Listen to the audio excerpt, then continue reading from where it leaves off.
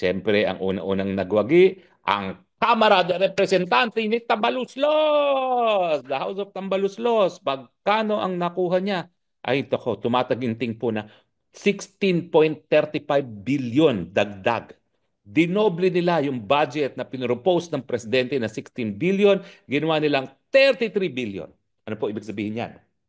Ngayon po, ang kubra ng congressman, ang kubra pa po nila ha, ay 1.2 a month.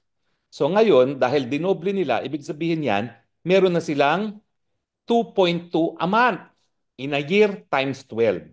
So times 10 lang yan is 22 plus another 4, no? So meron na silang 25 million. Ito po yung liquidation by certification. Ha? Diba, ako, wala na akong pakialam. Daging kongresista ako, binubulgar ko.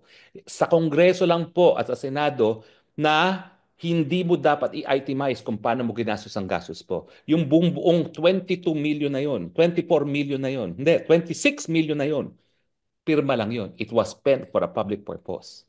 Pero ano pa ang kita ng mga congressman? Ito nga po, yung AKAP na 26 billion, kada congressman, 86 million.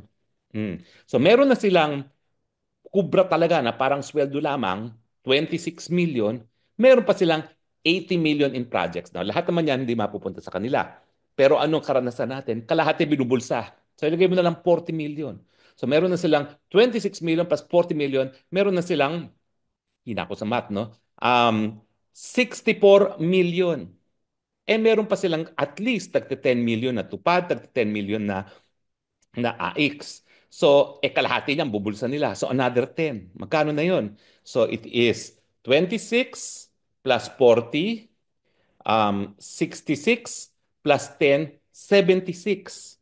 Kada isa pa sa kanila, dahil tinaasan ang budget ng DPWH, ngayon ay naging mahigit 1 trillion na. At ang dinagdag sa DPWH ay tumataginting na 214 billion.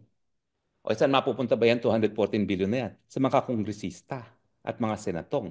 Ngayon, kada congressman, average, meron silang 1.5 billion na infra project. Ngayon, ang kubrahan, ang SOP, 50. So, meron silang 750 million. Mantakin ninyo.